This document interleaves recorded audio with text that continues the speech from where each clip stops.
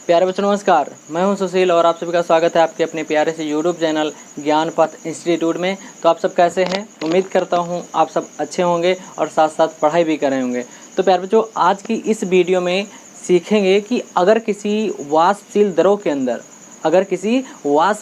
के अंदर अवाष्पशील ठोस पदार्थ को मिलाते हैं तो उस विलयन के वाष्प दाब पर कोई प्रभाव पड़ता है या नहीं पड़ता है। तो आज इसी विषय के ऊपर, इसी टॉपिक के ऊपर आज हम चर्चा करने वाले हैं इस वीडियो में। तो आइए वीडियो की शुरुआत करते हैं। तो प्यारे बच्चों, जैसा कि हमारा यहाँ पर हेडिंग पड़ा हुआ है कि ठोस पदार्थों का दरों में विलयन, ठीक है, ठोस पदार्थों का दरों में विलयन एवं उनका वाष्प दाब। यानी कहने का अर्थ यही है कि अगर हम किसी दरों के अंदर ठोस पदार्थ को यानी अवाष्पशील ठोस पदार्थ को मिलाते हैं तो उस विलयन का वाष्प दाब किस प्रकार से रहेगा, यानी उसके ऊपर कोई प्रभाव पड़ेगा या नहीं पड़ेगा। तो आइए समझते हैं। मान लीजिए प्यारे बच्चों, यहाँ पर हमारे पास क्या है, एक ठोस पदार्थ है और ये ठोस पदार्थ अवाष्पशील है। कैसा है? अवाष्पशील है। मान लीजिए इस बर्तन के अंदर एक जो है क्या है, अवाष्पशील ठोस पदार्थ है, अवाष्पशील ठोस पदार्थ है, ठीक है। इस बर्तन के अंदर क्या है, अवाष्पशील ठोस पदार्थ है। अब इस ठोस पदार्थ को, अवाष्पशील ठोस पदार्थ को किसी विलायक के अंदर, ठीक है, और वो विलायक कैसा है, वो विलायक जो है वाष्पशील है।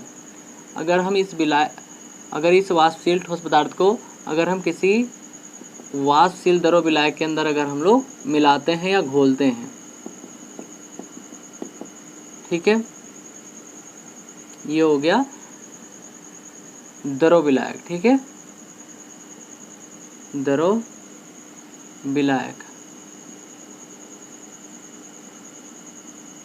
अगर हम इस द्रव विलायक के अंदर क्या डालेंगे, अवाष्पशील ठोस पदार्थ, तो क्या बनेगा, विलयन बनेगा।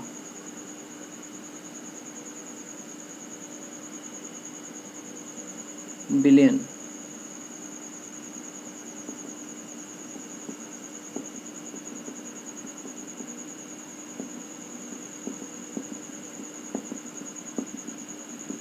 ठीक है, अब यहां पर ये जो प्राप्त हुआ है ये विलयन है।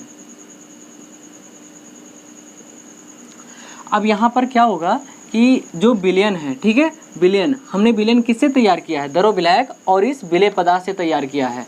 तो यानी कहने का अर्थ ये है कि ये जो विलयन है इसके गुण जो होंगे वो द्रव विलायक से क्या होंगे, भिन्न होंगे। यानी यहाँ पर जो विलयन का गुणधर्म होगा, क्योंकि विलयन के अंदर दो पदार्थ हैं, एक तो द्रव विलायक और दूसरा है ठोस पदार्थ यानी अवाष्पशील ठोस पदार्थ। तो इस विलयन का क्या होगा कि जो गुण होगा वो चेंज हो जाएगा, किसकी तुलना में, द्रव विलायक की तुलना में। तो यानी यहाँ लिख सकते हैं कि द्रव विलायक के गुण से जो है, ठीक है, द्रव विलायक के गुण से विलयन का जो गुण होगा वो भिन्न होगा, ठीक है। यानी यहाँ पर विलयन का जो गुणधर्म होगा वो द्रव विलायक के गुण से क्या हो जाएगा, भिन्न हो जाएगा। तो अब इसके बहुत सारे भौतिक गुणधर्म चेंज हो जाएंगे। जैसे यहाँ पर अगर हम लोग बात करें तो जिस गुणधर्म की चर्चा करने वाले हैं वो तो हमारा वाष्प दाब है। क्या है, वाष्प दाब, यानी वाष्प दाब चेंज हो जाएगा, लेकिन इसके बहुत सारे गुणधर्म चेंज हो जाएंगे। जैसे सांद्रता चेंज हो जाएगी, इस विलयन की सांद्रता चेंज हो जाएगी, क्वथनांक चेंज हो जाएगा, हिमांक चेंज हो जाएगा, ठीक है, परिवर्तित हो जाएगा। तो उसी तरीके से इस विलयन के वाष्प दाब में भी परिवर्तन आएगा। किस में परिवर्तन आएगा, वाष्प दाब में, क्योंकि यहाँ पर हम लोगों ने एक वाष्पशील द्रव विलायक में क्या मिलाया है, अवाष्पशील ठोस पदार्थ, जो कि वाष्पित होता ही नहीं है। तो होगा यानी किस गुणधर्म में चेंजेस आएगा, वाष्प दाब में। तो यहाँ पर एग्जाम्पल में लिख सकते हैं वाष्प दाब, ठीक है, यहाँ पे, ठीक है। अब अगर हम लोग बात करें प्यारे बच्चों तो क्या है कि अगर हम लोग अवाष्पशील, ठीक है,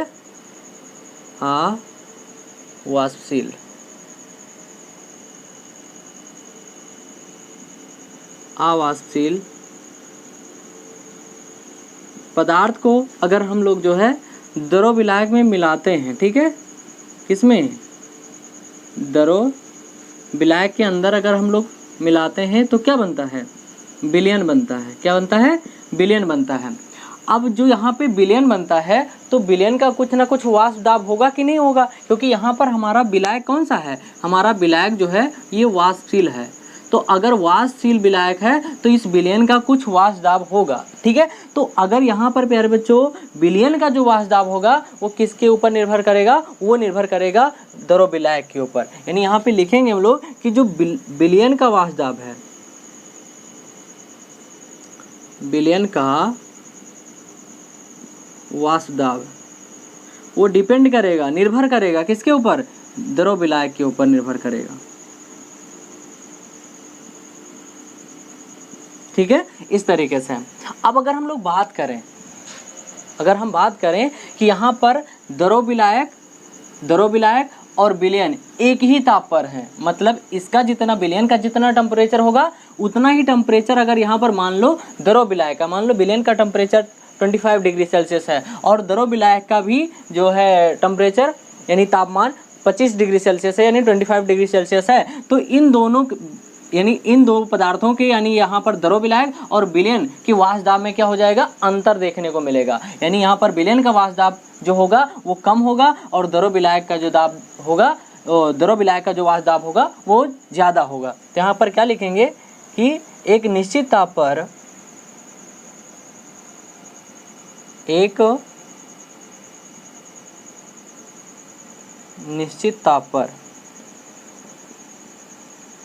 निश्चित ताप पर क्या होगा कि जो विलयन का वाष्प दाब होगा,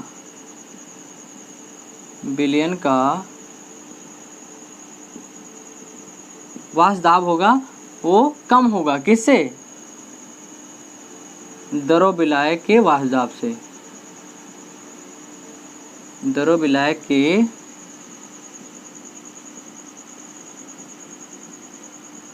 वाष्प दाब से, ठीक है। तो ये याद रखना है कि एक निश्चित ताप पर जो विलयन का वाष्प दाब होता है वो द्रव विलायक के वाष्प दाब से कम होता है। अब यहाँ पर बात आती है, क्वेश्चन उठता है कि यहाँ पर ऐसा क्या कारण है कि विलयन का वाष्प दाब द्रव विलायक के वाष्प दाब से कम होता है। तो प्यारे बच्चों समझना ये है कि मान लीजिए यहाँ पर हमारे पास क्या है, एक द्रव विलायक है, एक क्या है, एक द्रव विलायक है,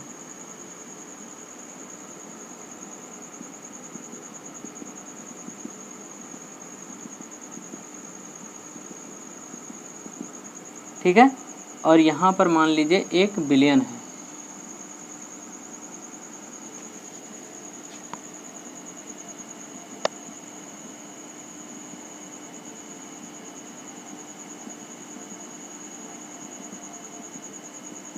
ठीक है। तो यहाँ पर ये हो गया हमारा विलायक, द्रव विलायक भी लिख सकते हैं यहाँ पे, और यहाँ पर ये हो गया हमारा विलयन, ठीक है।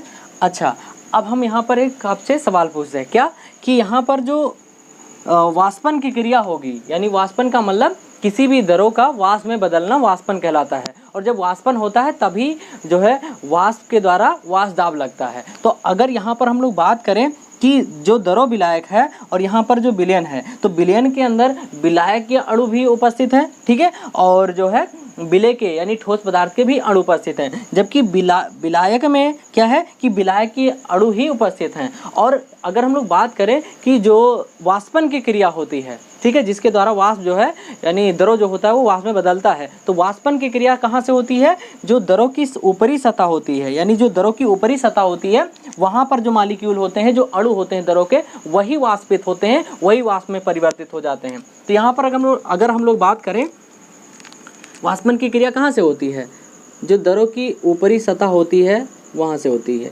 मान लो यहाँ पर ये जो है द्रव विलायक के अणु हैं। अब उसी तरीके से यहाँ विलयन में भी द्रव की सतह है, तो यहाँ पर भी वही प्रोसेस होगा,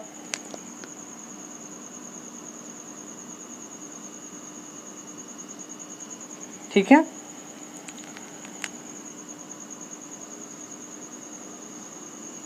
अब यहाँ पर देखो, यहाँ पर शुद्ध जो द्रव विलायक है, यहाँ पर मान लीजिए यहाँ पे द्रव की सतह पर जल के जो है या द्रव के 5 अणु हैं, जबकि यहाँ पर क्या है, ये हमारा विलयन है। अब विलयन में दो चीज़ें हैं, एक तो हमारा जो है क्या है, ये हो गया विलय का अणु यानी ठोस का अणु, ठीक है, विलय का अणु, और उसके बाद अगर हम लोग बात करें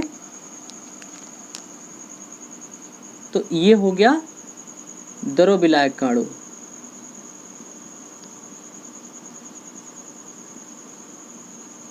ठीक है। तो यहाँ पर देखिए जो दरों की सतह है उस पर जो है दरों विलायक के लिए जो सतह है वो कम है, क्योंकि दरों की जो सतह है ऊपर उस पर जो है उस पर दरों के अणुओं की संख्या कितनी है, 3 है, जबकि यहाँ पर जो देखिए तो 5 है। तो यानी दरों विलायक की अगर हम लोग सतह की बात करें तो यहाँ पर कम है और यहाँ पर ज़्यादा है। तो जहाँ पर ज़्यादा होगा वहाँ पर वाष्पन भी ज़्यादा होगा और उसका वाष्प दाब भी ज़्यादा होगा, लेकिन जहाँ पर दरों विलायक के जो सतह होगा वो कम हो जाएगा तो वहाँ पर उसका वाष्प दाब भी कम हो जाएगा, क्योंकि वाष्पन की क्रिया भी कम होगी। तो यहाँ पर हम लोग लिख सकते हैं, क्या लिख सकते हैं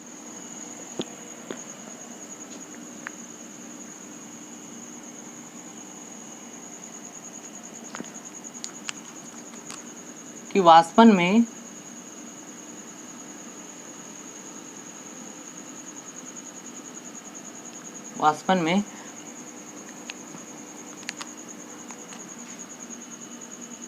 कौन भाग लेता है, दरों सतह के अणु भाग लेते हैं, दरों सतह के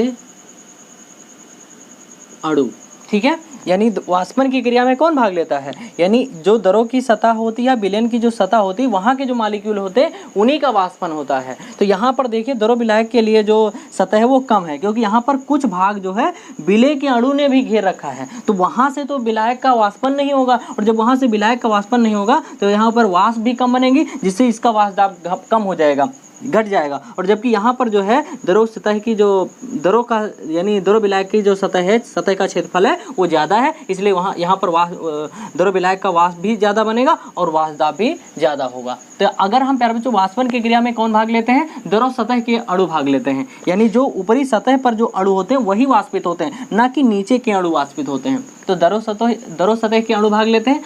अगर हम लोग क्या करते हैं, अगर हम लोग दरों के अंदर हम मिला देते हैं, क्या मिला देते हैं, अवाष्पशील ठोस मिला देते हैं, अवाष्पशील अगर हम लोग ठोस मिला देते हैं तो क्या होता है कि दरों सतह, जो दरों का सतह होता है, सतह क्षेत्रफल वो कम हो जाता है। तो कुछ बात समझ में आई। अगर हम किसी दरों के अंदर ठोस पदार्थ यानी अवाष्पशील ठोस पदार्थ को मिला देते हैं तो दरों का जो सतह होता है, ठीक है, यानी दरों विलायक के लिए जो क्षेत्रफल होता है वो कम हो जाता है। बात समझ में आ रही है। तो इसलिए जब कम हो जाएगा तो इससे क्या होगा, वाष्प दाब में कमी आएगी, ठीक है। तो यहाँ पर लिख सकते हैं हम लोग कि जो विलयन के वाष्प दाब में कमी आती है। अब यहाँ पे समझेंगे कि विलयन के वाष्प दाब में क्या आएगी, कमी आएगी, कमी आएगी, ठीक है। और वो कमी किसके ऊपर निर्भर करेगी, विलय के मात्रा के ऊपर, विलय पदार्थ की या ठोस विलय पदार्थ की मात्रा के ऊपर।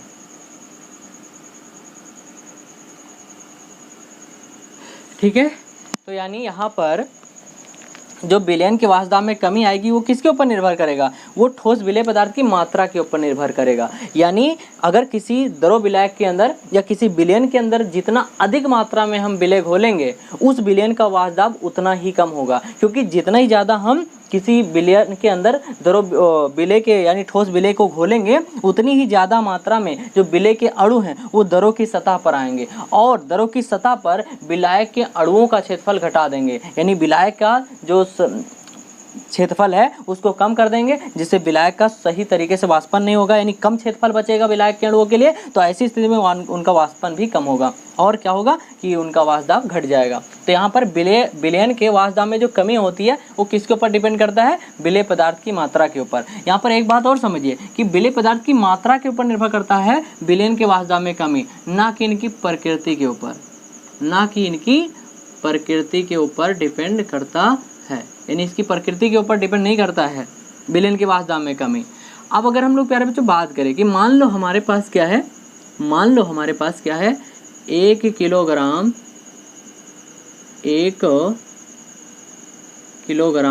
क्या है हमारे पास, 1 किलोग्राम विलायक है, 1 किलोग्राम विलायक है। अब अगर इस 1 किलोग्राम विलायक में हम 1 मोल पहले यूरिया डालें, क्या डालें, 1 मोल यूरिया डालें, ठीक है।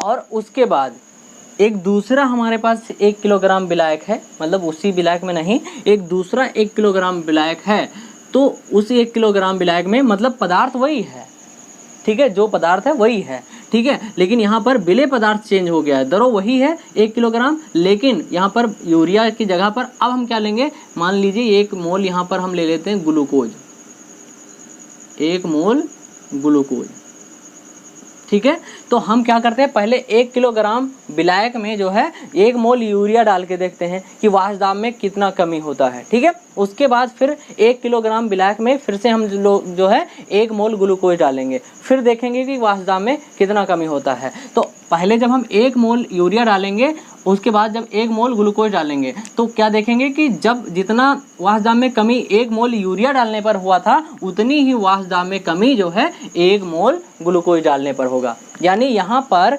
ये जो वाष्प दाब में कमी है वो किसके ऊपर निर्भर कर रहा है, विलेय की मात्रा के ऊपर निर्भर कर रहा है। तो 1 मोल में जितने कण होंगे, मान लो कितने, 1 मोल बराबर कितना होता है 6.022 × 10⁻23, तो यानी यहाँ पर जितने 1 मोल यूरिया के विलेय, यानी 1 मोल यूरिया डालने पर जितना वाष्प दाब में कमी होगा, उतना ही वाष्प दाब में कमी कब होगा, जब 1 मोल ग्लूकोज को डालेंगे, ठीक है। तो उम्मीद है समझ में आ गया होगा। तो इसी को लेकर क्या हुआ कि हमारे जो राउल्ट थे उन्होंने नियम दिया। क्या नियम दिया था, लिख लेते हैं यहाँ पे, नियम हम लोग पढ़ चुके हैं इसको, ठीक है। नियम दिया था, कौन सा नियम दिया था राउल्ट ने, राउल्ट ने नियम दिया था, राउल्ट का नियम लिख सकते हैं, ऐसे लिख देते हैं राउल्ट का नियम, ठीक है, राउल्ट का नियम। और वो नियम क्या था, वो नियम क्या था, एक निश्चित ताप पर, एक निश्चित ताप पर, एक निश्चित ताप पर किसी विलयन के, किसी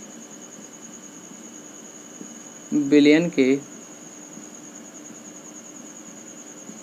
प्रत्येक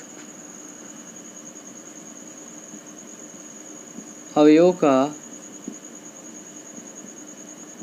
आंशिक दाब, ठीक है, आंशिक वाष्प दाब लिख लीजिए, आंशिक वाष्प दाब, ठीक है।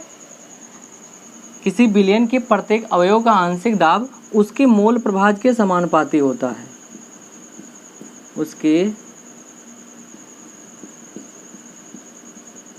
मोल प्रभाज यानी XA, आंशिक दाब को PA से लिख सकते हैं, ठीक है, PA, क्योंकि P क्या है, आंशिक वाष्प दाब है, और ये क्या है, A घटक का आंशिक दाब है, तो उसके मोल प्रभाज यानी XA के समानुपाती होता है।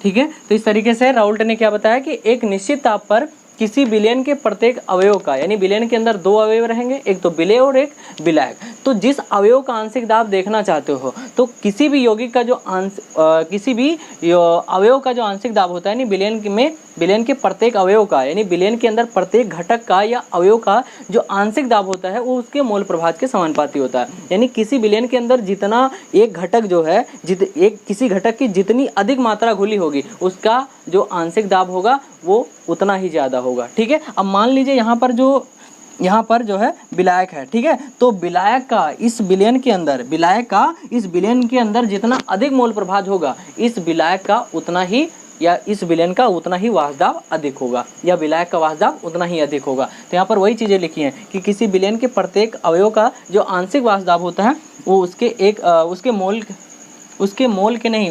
प्रभाज के, ठीक है, यहाँ पे सॉरी गलत लिख गया है, उसके मोल प्रभाज के समानुपाती होता है, उसके मोल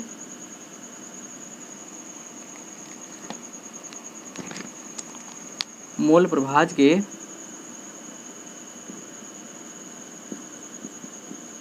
ठीक है, मोल प्रभाज के क्या होता है, समानुपाती होता है, ठीक है। अब यहाँ पर मोल प्रभाज क्या है, जो है घटक का जो है मात्रा है मोल प्रभाज में, ठीक है, तो ये भी याद आपको रखना है। आंशिक वाष्प दाब आपको पता है कि आंशिक वाष्प दाब क्या होता है। तो इस तरीके से ये हो गया राउल्ट के आधार पर नियम, राउल्ट का नियम, ठीक है।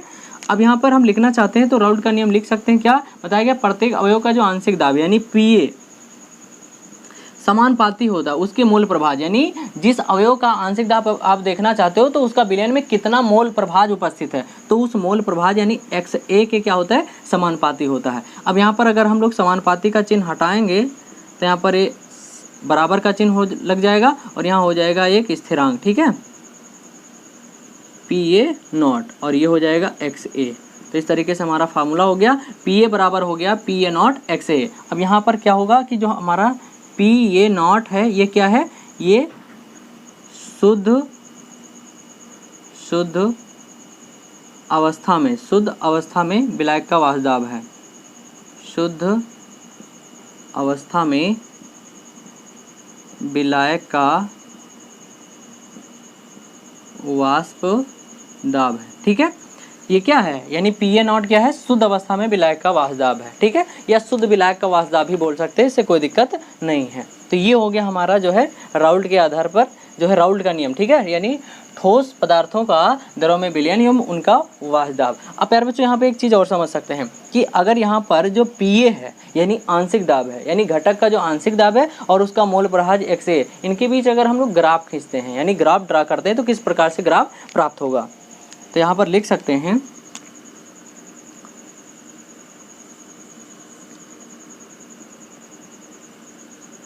आंशिक दाब PA व मोल प्रभाज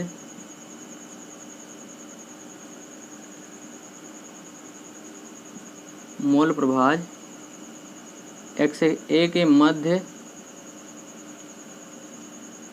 ग्राफ, ठीक है।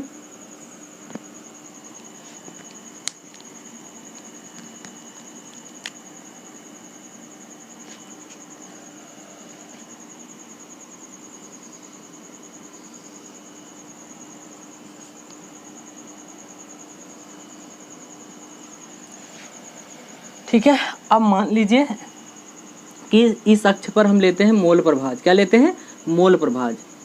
इधर हम लोग इस अक्ष पर लेते हैं मोल प्रभाज और ऊर्ध्वाधर जो अक्ष है इस पर लेंगे हम लोग आंशिक दाब यानी PA।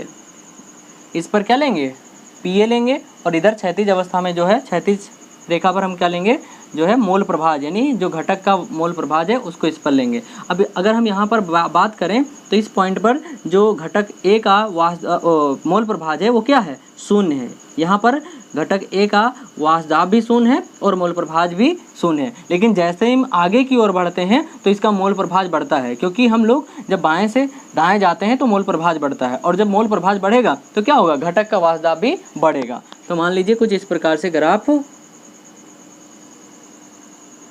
प्राप्त होगा, ठीक है। यानी जब हम लोग जो है बाएं से दाएं जाएंगे तो मोल प्रभाज बढ़ेगा और मोल प्रभाज बढ़ने के साथ साथ जो विलयन का या घटक का जो आंशिक दाब है वो भी बढ़ जाएगा। और एक ऐसी स्थिति आएगी जब यहाँ पर इस पॉइंट पे जो XA है ये बराबर 1 हो जाएगा, यानी विलय का, यानी विलय का नहीं बोल सकते हम लोग, घटक का, अवयव का, ठीक है, अवयव का जो मोल प्रभाज जब 1 हो जाएगा उस समय जो घटक का जो वाष्प दाब है वो सबसे अधिक हो जाएगा और ये हो जाएगा PA0, जो कि अभी हमने यहाँ पे लिखा था PA0। PA0 क्या है, शुद्ध अवस्था में विलायक का वाष्प दाब है, यानी जब यहाँ पर मोल प्रभाज यानी XA बराबर 1 हो जाएगा, मतलब उस विलयन के अंदर कोई दूसरा घटक रह ही नहीं जाएगा, तो उस समय उसका जो वाष्प दाब होगा वो शुद्ध अवस्था में वाष्प दाब होगा, यानी शुद्ध अवस्था में विलायक का वाष्प दाब होगा, ठीक है, और वो क्या होगा, PA0 होगा, ठीक है। तो इस तरीके से क्या होता है कि जब हम आंशिक दाब, ठीक है, यानी घटक के आंशिक दाब और उसके मोल प्रभाज के बीच में जब ग्राफ खींचते हैं तो हमको एक सरल रेखा प्राप्त होती है, ठीक है। इस तरीके से हमको एक क्या प्राप्त होती है, सरल रेखा प्राप्त होती है। तो ये हो गया हमारा, क्या हो गया, जो है ठोस पदार्थों का दरों में विलयन एवं उनका वाष्प दाब। तो उम्मीद है आपको जो है ये टॉपिक समझ में आया होगा, और अगर ये टॉपिक आपको समझ में आया है तो वीडियो को लाइक कीजिए, चैनल को सब्सक्राइब कीजिए। बहुत बहुत धन्यवाद।